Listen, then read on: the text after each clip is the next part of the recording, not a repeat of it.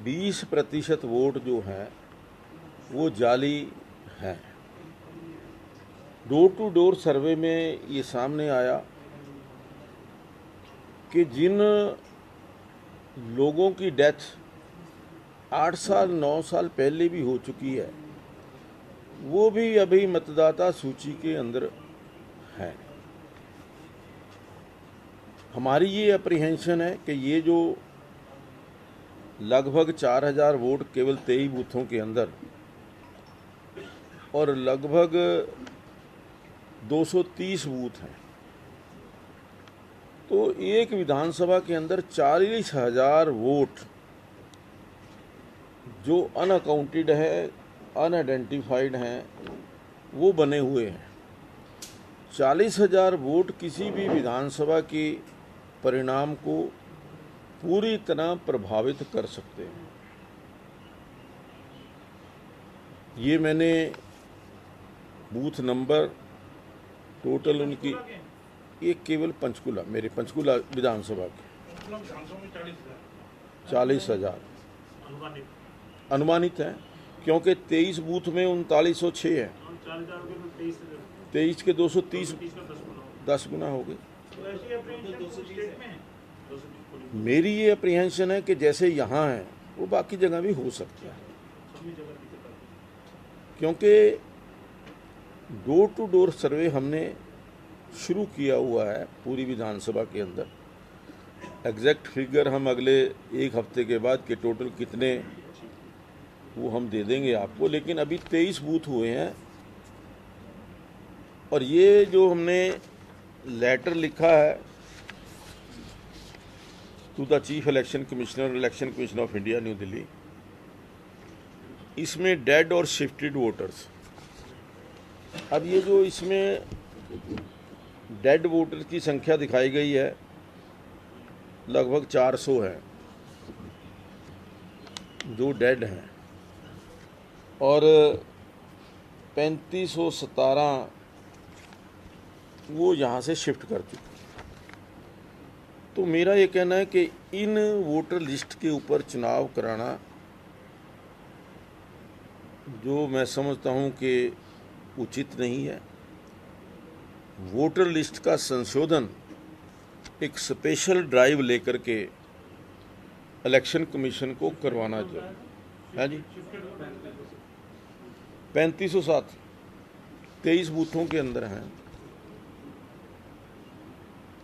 और एक वोट, एक तो जैसे ये बूथ नंबर 48 सेक्टर 20 का है, इसको BLO ने भी कन्फर्म किया है। टोटल 1376 वोट में से 38 were dead and 257 have shifted to neighbouring areas. इसमें मेरी अप्रीहेंशन ये है कि ये बोगस वोट बने हुए हैं।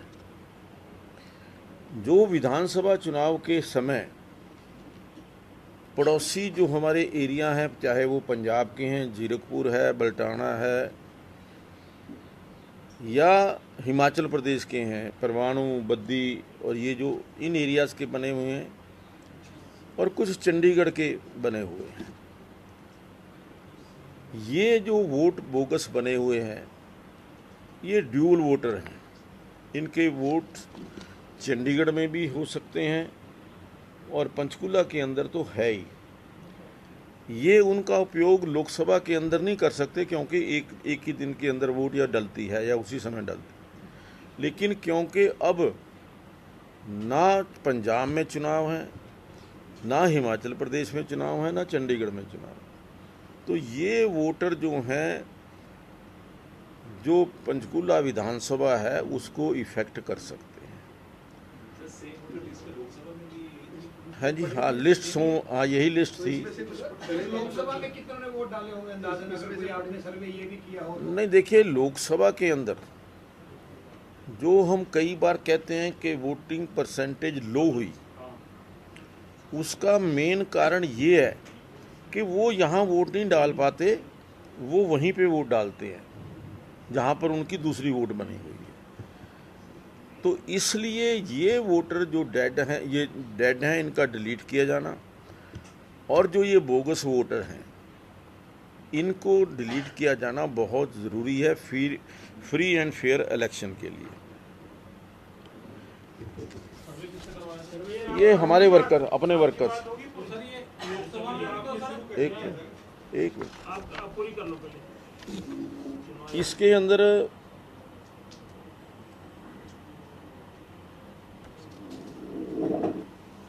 एक बूथ जो बूथ नंबर 69 था, 69, उसके अंदर केवल 11% पोलिंग हुई थी। लेकिन उसका मेन कारण ये था कि वो उसका जो पोलिंग स्टेशन था 6 किलोमीटर या 7 किलोमीटर के ऊपर था, तो वो 6-7 किलोमीटर से लोग वोट डालने के लिए आए ही नहीं, तो इसलिए 11% पोलिंग हुई। ये कंटोनमेंट एरिया का है, जो चंडी मंदिर कंटोनमेंट एरिया है। वो रहते तो अंदर कंटोनमेंट के अंदर है, उनका पोलिंग बूथ बना दिया 6 सेक्टर, तो इसलिए उन्होंने पोलिंग वहाँ करनी है। हमने ये मांग की है कि इसको बूथ को उनके वहाँ पर ही बनाया जाए। विशेष तौर पर जो लेबर कॉलोनीज हैं उनके अंदर ये बोगस वोट होने की बहुत बड़ी संभावना है, इसलिए इनके ऊपर स्पेशल ड्राइव चला करके लेबर कॉलोनीज के अंदर जो ये वोट जो हैं, एक हमने मांग की है कि जो इलेक्शन कमीशन ऑफ इंडिया ने 85 साल से ऊपर के लोगों को वोट डालने का घर जाकर के वोट डलवाते हैं, लेकिन जो उस 85 साल के लोग हैं, जब तक वहाँ पर पोलिंग एजेंट या जो पोलिंग पार्टी जो है तय नहीं होगी, तो उसके ऊपर वोट कौन डलवाएगा। इसलिए लगभग बहुत सारे लोगों के वोट जो है वो नहीं डल पाए। और जो कहा कि आपने 15 दिन पहले तो उनकी पोलिंग पार्टी कॉन्स्टिट्यूट नहीं हुई, तो उनको वोट डलवाने के लिए कौन जाएगा। तो हमने ये कहा कि इसकी सीमा जो है वो 5 दिन करके है जी 3 दिन की जाए। 3 दिन के अंदर हो वो जाकर के उनकी वोट डलवा करके वहाँ से आए, क्योंकि 15 दिन तक तो आपकी पोलिंग पार्टी नहीं तैयार होती। सर ये कब से बनी हुई क्या ये वोट जो आप बता रहे हैं? ये तो अब देखिए ना, जब 8 साल या 9 साल से जिसकी डेथ हुई है, वो अगर पोलिंग उस वोटर लिस्ट के अंदर है, तो 8-9 साल से ये चल रहा है, वही वोटर लिस्ट चल रही है।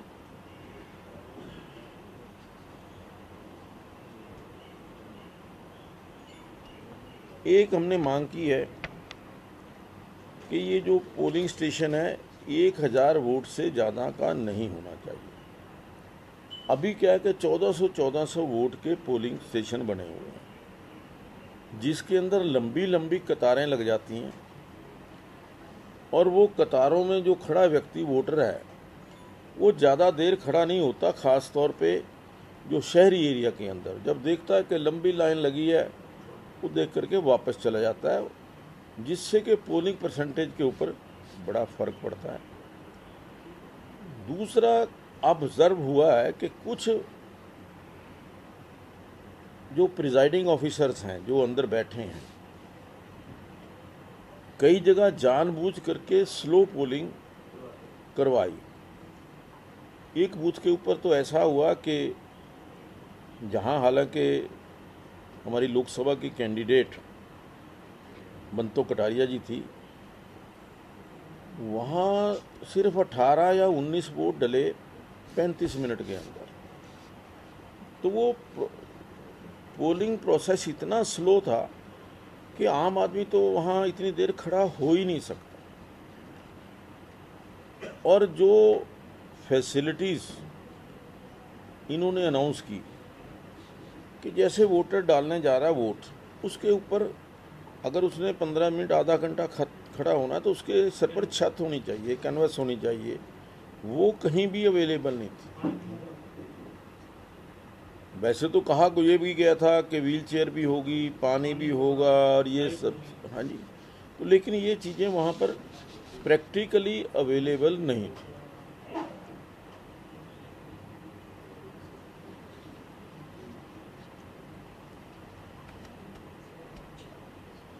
एक चीज़ जो बड़ी,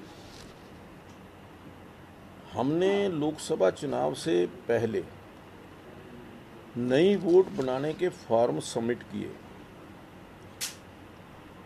उन फॉर्मों की रिसीट बीएलओ नहीं देता कि मेरे पास 10 फार्म आए हैं, 5 फार्म आए हैं या 20 फार्म आए हैं।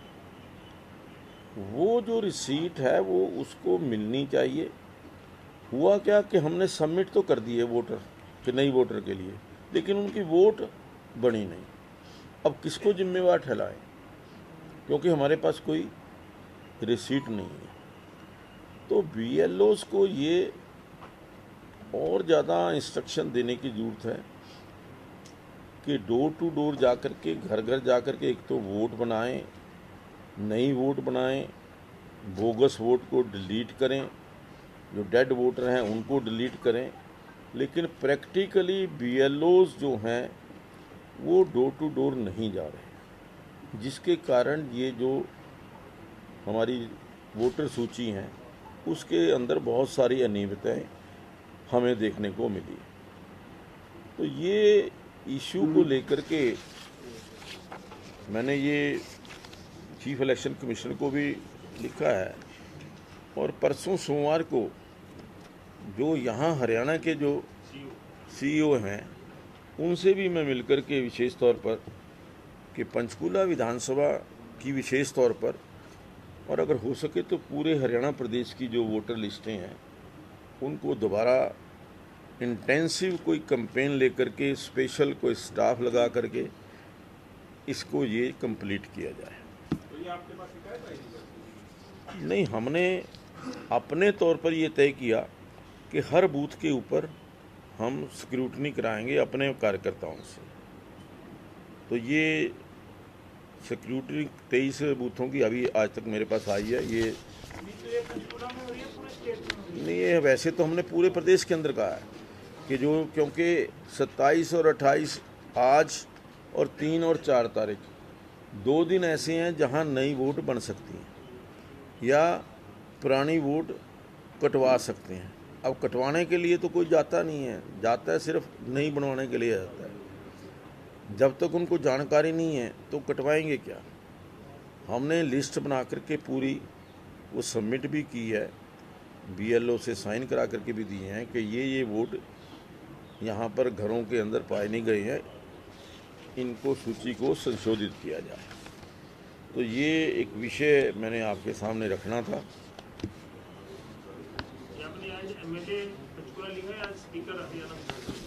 मैं एक स्पीकर भी हूँ, मैं एमएलए भी हूँ, तो एक मैं नहीं, वो ठीक है आपकी बात।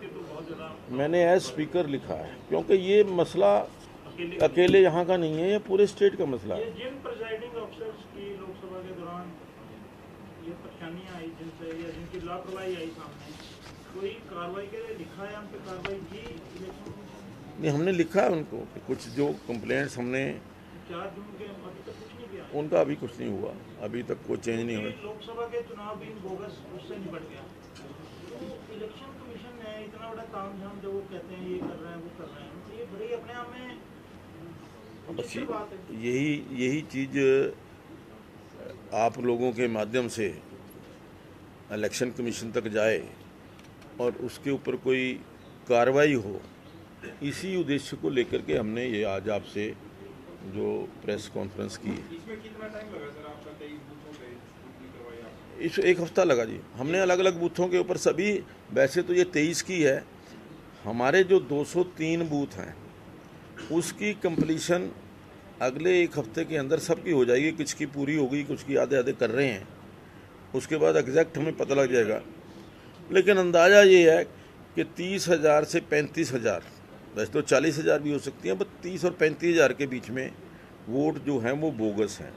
जो एक व्यवस्था ये बड़ी नॉर्मल है, जो आदमी गांव में है, काम चंडीगढ़ आके कर रहे हैं, आधार कार्ड भी यहाँ बना लिया, उन्होंने वोट अपनी वहाँ ही रखी है, जो कुछ टाइम उनका घर। मेरा एक दूसरा भी है जो अभी आप जो कह रहे हैं, हाँ, जो ये ड्यूल वोटर है, ड्यूल वोट्स हैं, इनका भी कोई ना कोई मैकेनिज्म बनना चाहिए कि ड्यूल वोटर जो है, जो अपने परिवार के अंदर भी है और यहाँ पर भी है, पंचायत का जब इलेक्शन होता है तो वो वहाँ चले जाते हैं, जब यहाँ विधानसभा का या लोकसभा का इलेक्शन होता है वो यहाँ आ जाते हैं, तो वो है। तो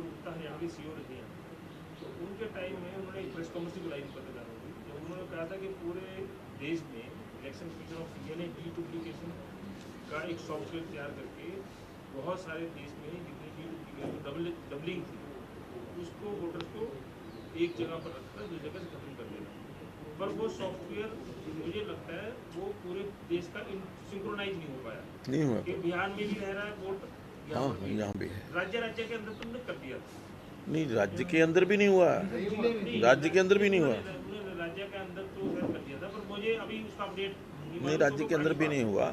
अब ये तो यहाँ पे तो मामला ये है कि क्योंकि ये एक राज्य से दूसरे राज्य का मामला है, ये जो बोगस वोट बनती हैं पता क्यों बनती हैं, जब नगर निगम का चुनाव आता है, अपने दोस्त अपने रिश्तेदारों की वोट, सगे संबंधियों की जो अड़ोस पड़ोस में दूर दूर रहते हैं, वो अपनी वोट उनकी वोट अपने घर पे बनवा लेते हैं। वो उस टाइम जो है एक एक वोट मैंने रखती है नगर निगम के चुनाव के अंदर, तो इसलिए इन वोटों का इफेक्ट जो जो नीचे छोटा चुनाव होता जाएगा उसके ऊपर पड़ेगा। और इसके अंदर एक चीज़ देखिए, जो गांव वाले बूथ हैं, गांवों के अंदर एक दूसरे को लोग जानते हैं कितने लोग, वहाँ पर ये संख्या कम है, लेकिन लेबर कॉलोनीज के अंदर शहर के अंदर ये संख्या बहुत है। सर लोकसभा में भी इसका लगा मानते कि वोट पड़े होंगे ये, क्योंकि चंडीगढ़ में अलग तारीख को देखिए था, अलग तारीख को था, इस तरह से मैं ऑफ द रिकॉर्ड, मैं तो क्यों ऑफ द रिकॉर्ड बोल रहा हूँ, इसको प्लीज़ इस पे ना लें, फिर मैं बोलूँगा नहीं बिल्कुल भी। हाँ वोटों का निकल गया। कांग्रेस आप पे लगातार आरोप लगा रही है, कल तो जेटपा भी शामिल थी, वो कह रहे हैं कि किरण चौधरी के मामले पे आप उचित कार्रवाई नहीं कर रहे, 10th शेड्यूल को इग्नोर कर रहे हैं, जो उन्होंने घोषणा दी दल बदल वाली, उनके खिलाफ कार्रवाई करनी चाहिए। देखिए बीजेपी कहती है आप लेट कर रहे हैं, मतलब पहले कंवरपाल जी ने 1 हफ्ते का टाइम दिया था, आपने 4 हफ्ते का टाइम दे दिया जवाब मांगने के लिए विधायक को। तो ये ऐसा आक्षेप उन्होंने लगाया, ऐसा उनका आरोप है दोनों। वो तो ये भी कह रहे हैं कि अगर उसके अंदर कोई सिग्नेचर नहीं था तो हमें नोटिस करके बुला लेते, नहीं सिग्नेचर की जरूरत नहीं है यार। जब इस्तीफा दे दिया तो कहते इस्तीफा दे दिया वही मान्य हो जाता है। वो कहते हैं कि आपकी नॉलेज में है कि किरण चौधरी ने रिजाइन कर दिया है और बीजेपी ज्वाइन कर दिया। उनका ये भी कहना है कि माइनर मिस्टेक्स अगर कुछ है तो उनको बुला नहीं, मैं फिर एक ही बात जवाब दे दूंगा सारा। पहले इनका दिलो फिर अगले बार करें। हाँ जी, पहले इनका दिलो फिर अगले बार करें। नहीं इकट्ठे ये तो कर देंगे, क्योंकि ये सारे जो एलिगेशन लगाना तो बहुत आसान है, किसी के ऊपर भी एलिगेशन लगाया जा सकता है, और मैं समझता हूँ कि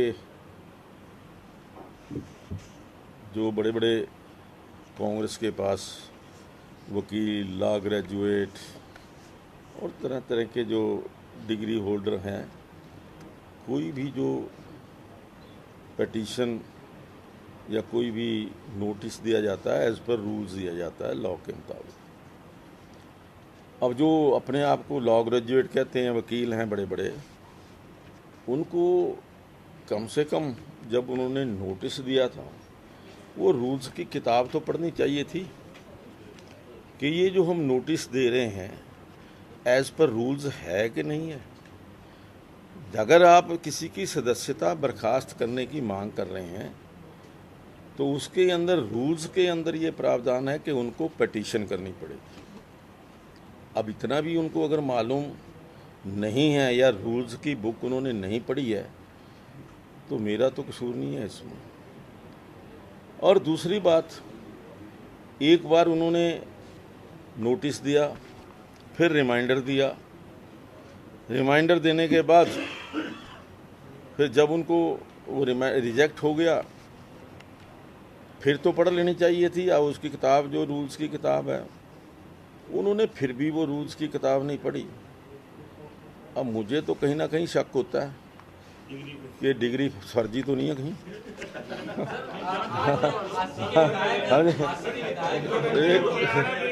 एक मिनट यार, एक मिनट। अब मुझे ये लगता है कि भी कहीं कोई गड़बड़ तो नहीं है, क्योंकि रूल्स जो हमारे बड़े क्लियर है। ये डिग्री पे आप ऑनलाइन पब्लिकली आक्षेप लगा, मुझे शक हो रहा है, क्योंकि जिस प्रकार की वो जो मांगे कर रहे हैं या जिस प्रकार के आरोप लगा रहे हैं, रूल्स जो हैं मेरे पास रूल्स की कॉपी है। रूल 6 दल बदल कानून की बात कर रहे हैं ना? हाँ जी हाँ, दल बदलू कानून का ही है। और क्या है, no reference of any question as to whether a member has become subject to disqualification under the 10th schedule shall be made except by a petition in relation to such member made in accordance with the provisions of the rule। ये मतलब लिखा है कि petition करनी पड़ेगी। अब वो दे रहे हैं नोटिस, नोटिस और पटिशन के अंदर उठ गया, नोटिस उठ गया। बड़ा A petition in relation to a member may be made in writing to the speaker by any other member। अब ये इसी का 6 का 6 है। Every petition shall be signed, ये ऑप्शनल नहीं है। रूल ये से every petition shall be signed by the petitioner and verified in the manner laid down in the Code of Civil Procedure 1908(5) of 1908 for the verification of pleadings। जो CPC 1908 है उसके मुताबिक उसको वेरीफाई करना पड़ेगा। नेक्स्ट, इसी का 6 है, every annexure to the petition shall also be signed. ये ऑप्शनल नहीं है, shall also be signed by the petitioner and verified in the same manner as the petition. ये रूल्स जो हमारा 10th शेड्यूल के 6 से लेकर के 7 तक। उन्होंने कहीं हाइपर टेक्निकल ग्राउंड बनाया आपने। नहीं, हाइपर टेक्निकल ग्राउंड नहीं है। देखिए, लीगल तो लीगल है, लीगल तो लीगल है। आप देखिए, एक बात सुनिए, आप कोर्ट के अंदर जाते हो, किसी कोर्ट के अंदर जाके अगर दूसरा एडवोकेट ऑब्जेक्शन करता है कि ये लीगली फिट नहीं है, तो हाई कोर्ट क्या मान लेता है उसको उसी टाइम? कौन सी कमी छोटी इसमें जो रूल्स आने पड़े हैं? इसमें उन्होंने वो लगाए थे, एनेक्सर लगाए थे, उस पे साइन नहीं था, किसी पे भी साइन नहीं था। पटिशन पे हर पेज पे साइन थे। पिटीशन तो वही तो पिटीशन है, और उसके साथ पटिशन के साथ लास्ट पे किया, लास्ट हर पे, पेज पे साइन नहीं हाँ, उसमें भी नहीं थे, था और एनेक्सर पे तो साइन एनेक्सर पे तो साइन नहीं। इस टेक्निकल ग्राउंड पे ये पटिशन हाँ। कितने पेज की थी? वो पिटीशन 13 पेज की थी। ये एक और वो बात कर रहे थे प्रेस और कॉन्फ्रेंस के ठीक दौरान, है, आगे एक minute. On receipt of a petition under rule 6 the speaker shall consider whether the petition complies with the requirements of the rule. वो कैसी है? If the petition does not comply with the requirement of the rule 6, जो मैंने ऊपर पढ़ के सुनाया, the speaker shall dismiss, shall dismiss. Shall dismiss, वो मेरे मतलब उसको डिसमिस करनी ही पड़ेगी।